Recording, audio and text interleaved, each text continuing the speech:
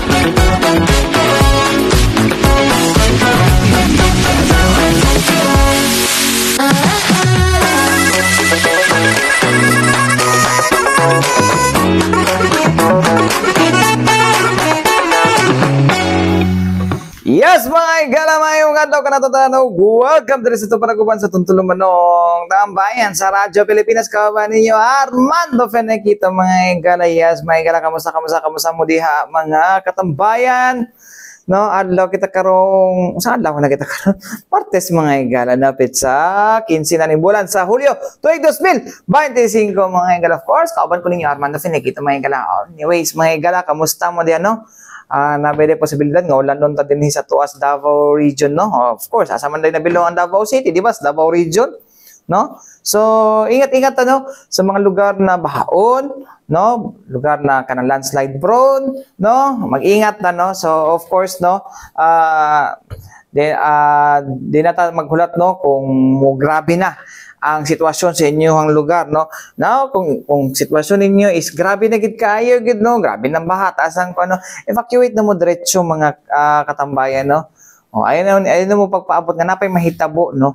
Lisod kay na sa pod sa part pod sa tuang no? Lisod sa tong part na makapsan sa kinabuhi, no? Kanang mga kabtangan nga makita ra na mga katambayan, no? Pero ang ang kining kinabuhi lisod na makita gud, mga igala, no? Unless na nag-ampo nga mawa ka, charing. Joke lang, mga igala. Ironic kayo, no? Kanang mangayog tabang sa Ginoo para silang kadimunyuhan. It's very off. No? Tama ba din na mag-ampo ka para sa kamatayon si muhang isig katao, di ba? Bitaw, mga igala, ay dinita sa atong iskutanan, mga igala, no?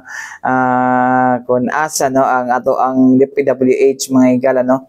Ilahan ang no? Tawagan ni atong Department of Public Works and Highways, mga igala. Ilahan ang gikatakda, no? Ang paghuman, no? Actually, gitubag na nila inyohang mga post diha sa social media, no, with regards sa barangay ilang, no? Actually, ongoing ang kwadra, no, po trabaho, pero mo lagi pod, no? Ongoing ang trabaho, pero gabi ra pod sila makatrabaho, no? Kay lisod po sila po ng daang maharlika diha sa no? Diha sa may ilang, no? Tapos paguman Kung di po na, kung trabaho po na kon magdiyaw mo kay hasang trapika. No. So makantos kita sa sungkaan gyud diha gyud no. Si diyaw to so man pagtrabaho pag kuan mo gina dapat trabahoon law gabi ra gina trabaho gid mga higala no. So anyways mga higala ang mubo nga pahayag no ni Sir Dean Ortiz with regards anang hitabo dala sa may daang Marlica Highway mga higala no sa may ilang especially dala sa gawas sa may usa ka planta sa semento no. Okay, sige man mogyaw-yaw diha no paminawa ninyo ni. Regarding diha sa may ilang gud sir nga ginaingon nila nga mura na daw kuno og roller coaster ride kay grabe na daw ang bangag-bangag. Kumusta man ang i-rehab ba na siya or actually, doon na tayo ongoing na project which is the rehabilitation and reconstruction of that certain portion of Daang Maharlika. So, sa may ilang, sir? Sa ilang at bang mismo sa takong planta sa semento. So, sa karon on the process of removal pata sa katong old pavement, in a few weeks siguro magsugod na tagbuwos. So, karon lang manggod medyo hinay ang progress sa atong trabaho kay ting ulan. Unya sa gabi ilang punta makatrabaho per recommendation of the City Traffic Management Board. Pilang budget na to for rehabilitation? Atong budget diha is at 31.0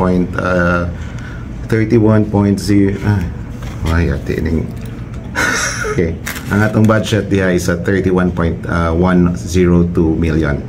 For that portion lang sa ilang? And we expect to finish that by early next year. So, mga pila ka kwan kay na sir, pila ka days, months ang daganon para ma-complete na? Ang mga itong gisat na to na by December or January, so it will take us a few months. This year? Kay ang limitado atong lihok because we can only do work at night, no? Kay para lesser ang atong epekto sa traffic. And then we'll be working on more or less 700 lineal meters of removal and replacement. So mga higala no, ang pahayag no sa tigpamaba sa Department of Public Works and Highways mga higala Region 11 na si Sir Dean Ortiz. Mga katambayan no. Anyways mga katambayan, sumoto no.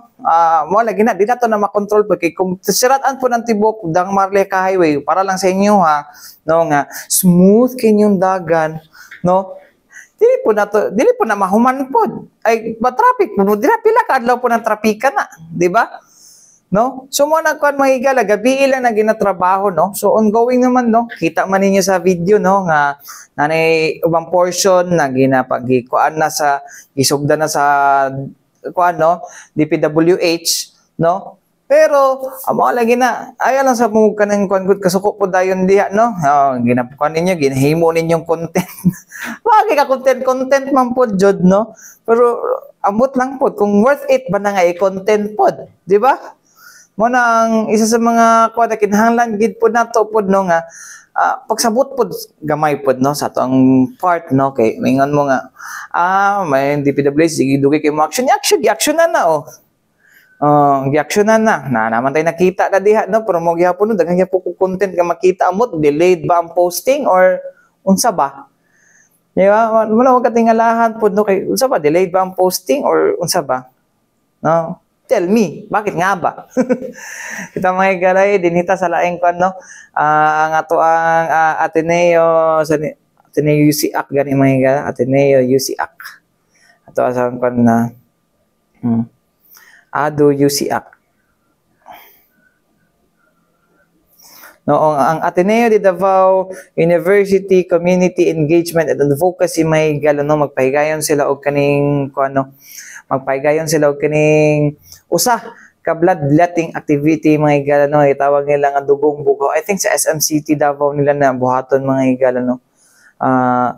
Ang kuan nito tumong ani may guys madugangan og dugo ang ato ang blood bank dinhi may guys especially sa ato ang kuan no ato ang unsa ni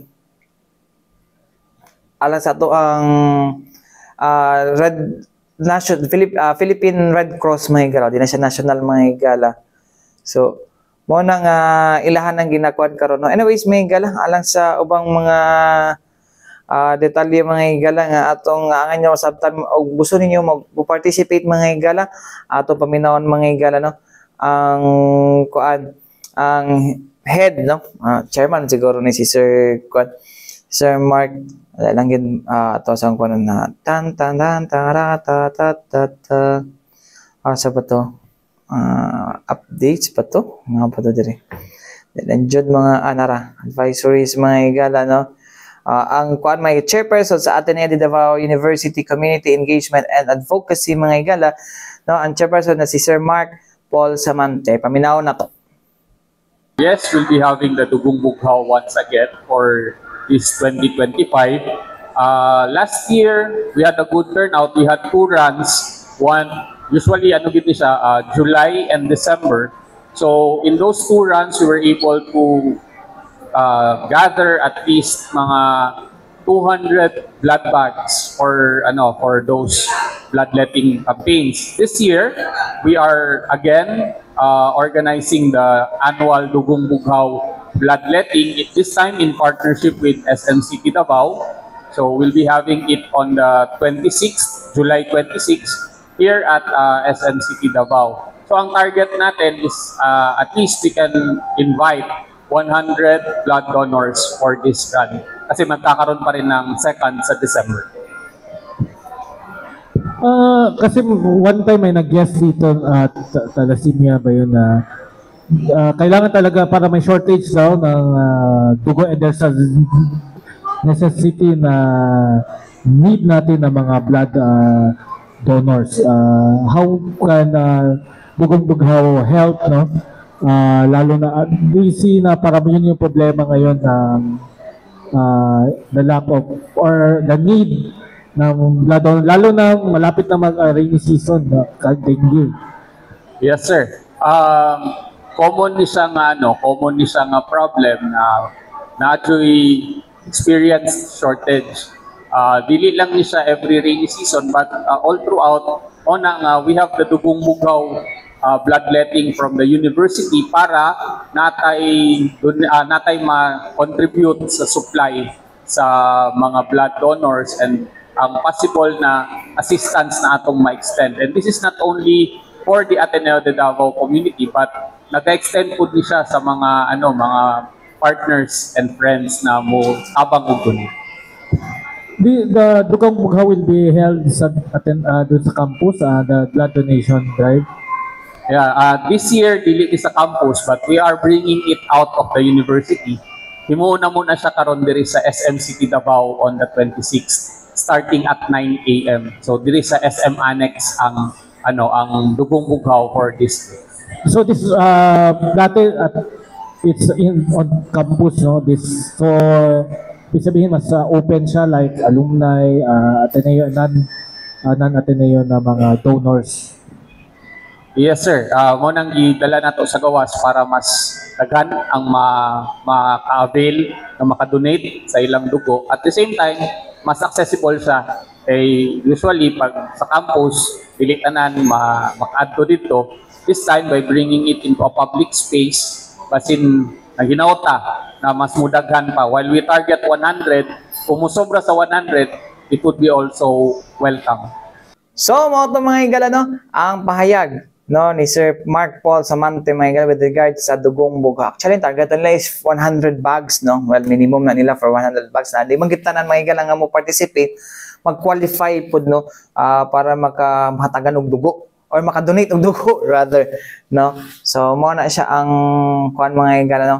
Kailangan na buhaton na to gibanggit na niya mga higala. For more information pwede niyo sila i-kuan mga higala message mga higala sa ilahang Facebook page ata Ado UCAC mga higala no.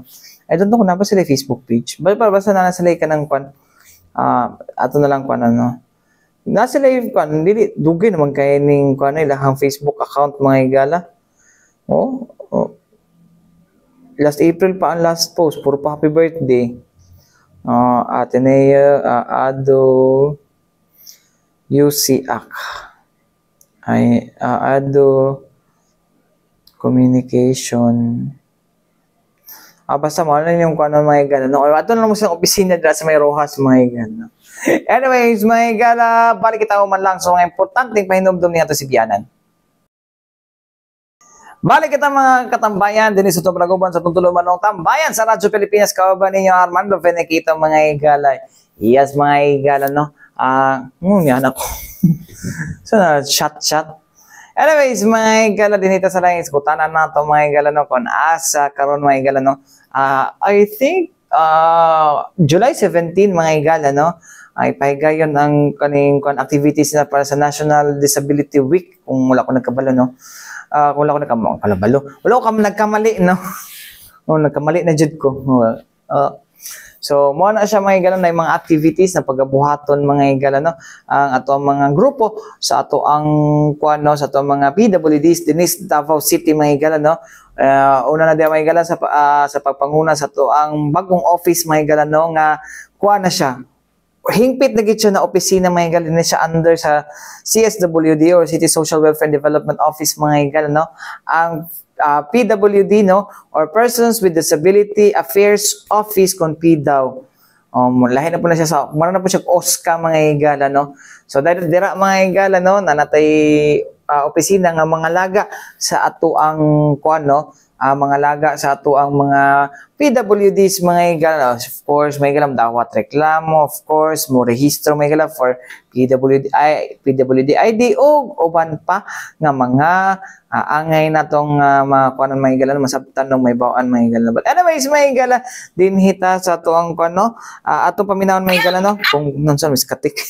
Paminaw na to mga igala, no, ang kuan mga igala, no, unsa na bi kahimtang sa tong PWD karon mga igala, unsa ba dapat ang PWD, paunsa ba ta mahimong PWD, no, o napapay reklamo, no, on the PWD mga igala, unsa ba ginabuhat pod sa to ang mga PWD welfare offices mga igala, no, para kuan ni unsa ni kanang tawag kanang ma-address ang mga panginahanglanon sa persons with disability, no, or differently abled person, no, kumbaga sa kan pa mga igala, no, lahi nga term, no, differently abled persons dinhi sa tuwa sa Davao City. So anyways mga igala, di na ta maglangan ato ang kuno, no, ato anang paminawon mga igala, no, ang president, no, sa Davao Citywide Federation of Person with Disability sa Davao City may gala si Sir Mario Palo og ang iyahang secretary sa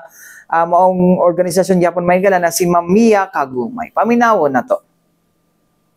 Sa inyo ma'am, unsa ba ang mga measures ma'am and sir, no, para maiwasan ning kining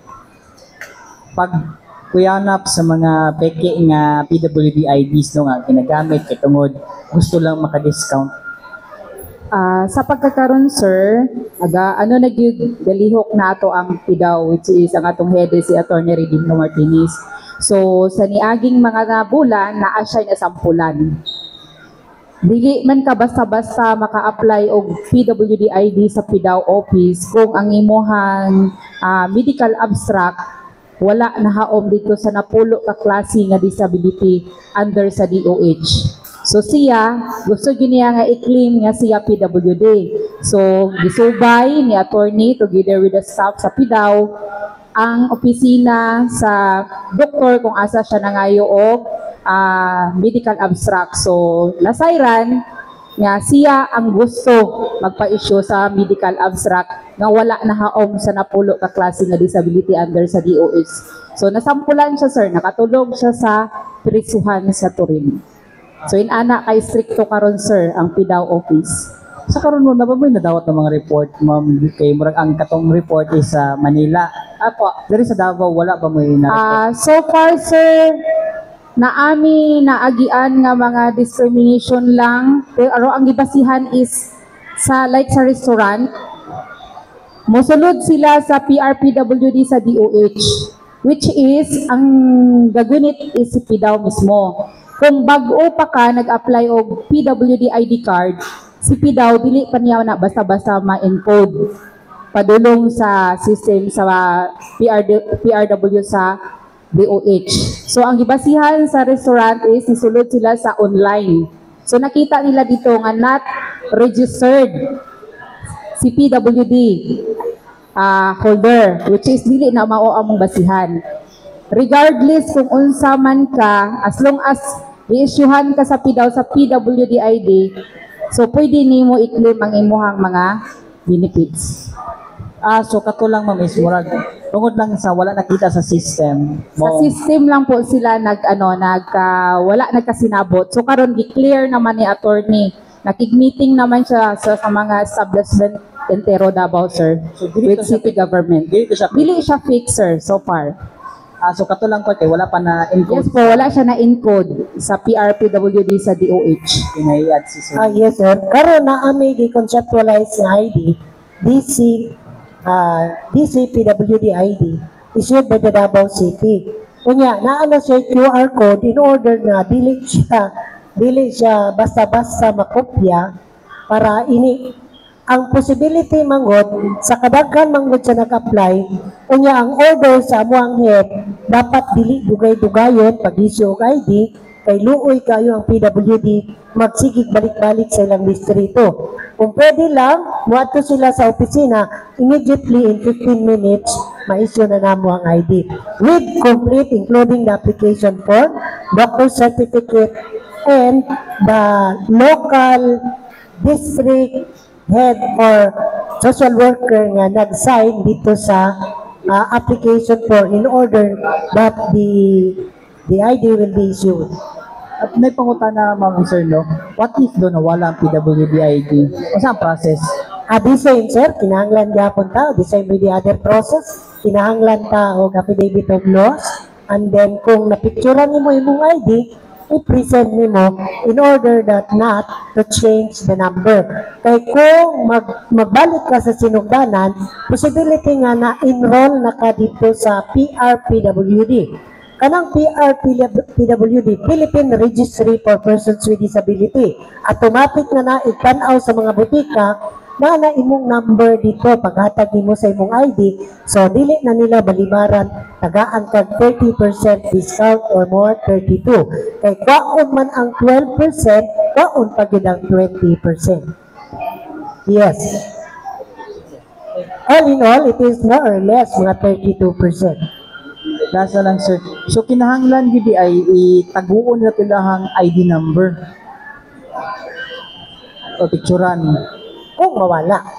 Kung mawala siya, relatively kanang ginabuhat sa uban, pinapicturean nila kay mawala, magkuha sila ka affidavit pero i-attach nila to para matik na. Pero actually, naman ko'y nadala dito kay taga Turin District man ko, nawala ang yang ID, wala sa picture, pero ma-recover man di ay makita dito nga na-issuean na day siya last year. No, makita gyapon kay complete manog, data nga to ang opisina, sir. So reissuance na lang. Oh yes sir, pero kinahanglan gyapon ang affidavit of loss para dili sila manganad kay pwede man ta mag-double IDs, no? Duha imong ID, ang isa sa balay, ang isa gibit-bit nimo.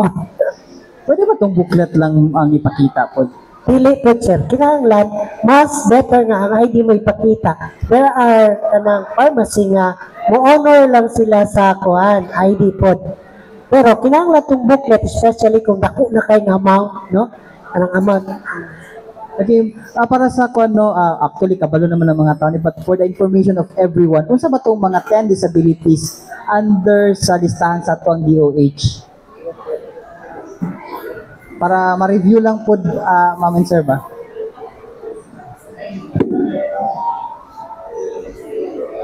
Actually, naiuban, no? Parehaan ng mga blind. Usa na siya. Ang grupo sa mga blind, pero kinahanglan klarohon o makakita pa mo sa dili pa siya blind. Partially blind lang siya. Ikaduha, katong deaf, na dili sila ka istorya, kinahanglan na matudloan po sila og sign language. Ikatulo, kanang mga orthopedic, no? Ikaapat, katong mga rare disease, katong mga cancer patient, dialysis patient, no? Mauna sila ang upat o unsa pa. Katong mga intellectual, daghan kaayo na siya. No, kay sa amo ang mga activity diri, ang intellectual namo no age limit. Kay gamay man guna sila panguna-una o mag-appeal sila og mga activity parehaan ng sayaw at awitan, dili na nato sila ingnon nga kamo at age naman mo, di mo pwede. Kaya ilang una-una gagmay man. So, si ma'am, nangita pa sa uban, ang akong nahatag 5 na, no? Daghan kayong klase nga rare diseases. Last na lang sunod before mo proceed kay ma'am. Unsa pa ba ang mga sa inyong sektor no sa PWD? Unsa pa ba ang mga butang no nga bisan luyo sa balaod nga napasa is makakuan gyapon mo no? Makasinati gyapon mo kanang mag discrimination. Yes.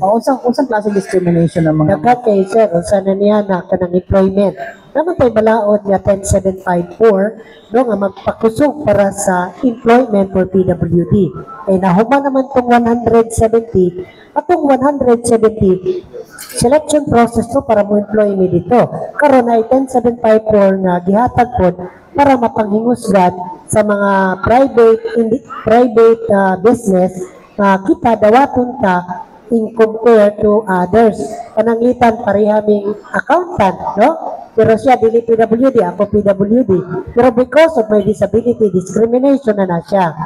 No? Kaya ako, wa mong kunila dawata, pero parehaming accountant. Ana na siya sa, kunya katong BP 344, discrimination gyapon na, mo para kag jeep, mo para kag taxi, mo para kag bus, dili ka pasakyon. Actually, kana, that is part of the accessibility kanang BP 344. Usa niya na kanang rampa, kanang sakyanan, o kanang access to the PWD. Kaya di kanila parahan, 50,000 muhang kuhan. First ni mga offense. Second offense is 100,000. Third offense is 200,000. Muna nga, gina-seminar na muna sila, no? Sa una, naga-seminar ko diya sa ato ang gym, basta ang driver magkuhag ID, gina-seminar na mo sila nga kunya, na ang LTO, na ang LTFRB, partner na mo sila na sa City Council on Persons with Disability. Speaking of accessibility, kumusta ang accessibility na to compared sa una o karon?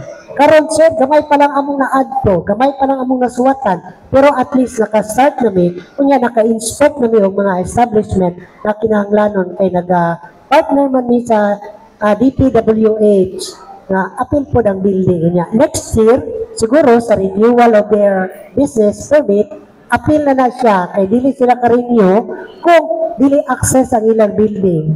Salamat kayo sa SMDI, no? Daghan kay ming parking lot diha. Pero dito ko sa Abrisa, naglisod ko. Mao na ang Abrisa, sulatan ta na.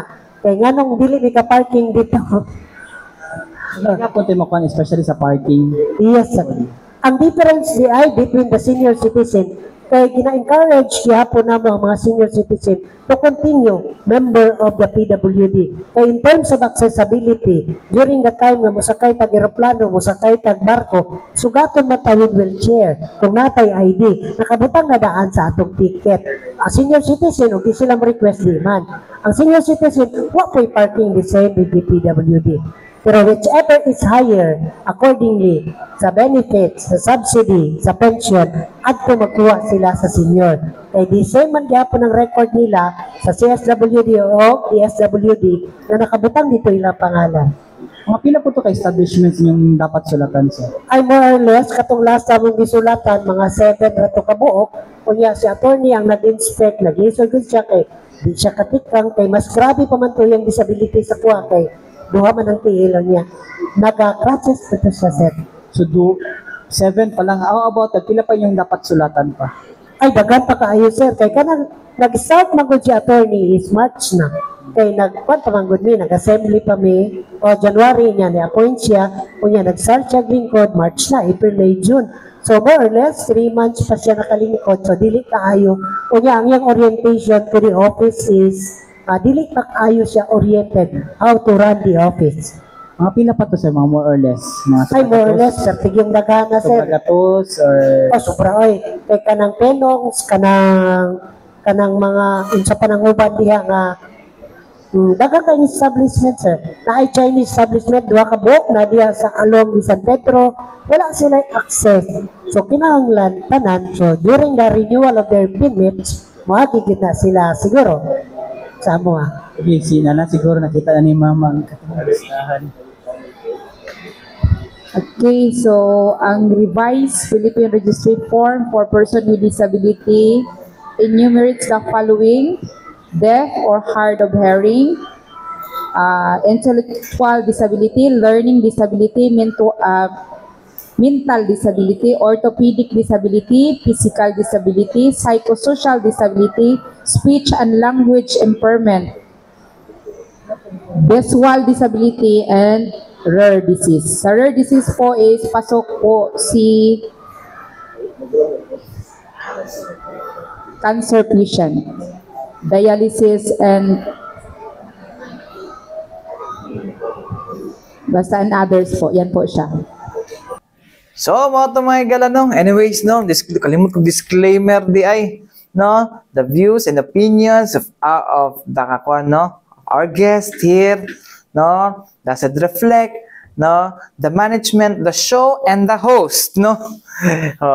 Kuan lagi na mga igala, no? Ilahatong assessment mga igala. Wala agi ko kabalogid ato mga igala. Although ako nangutana mga igala, pero wala po ko nakakuan kung sa batong ilahang na silang kuan kay sila may nag-inspection, no?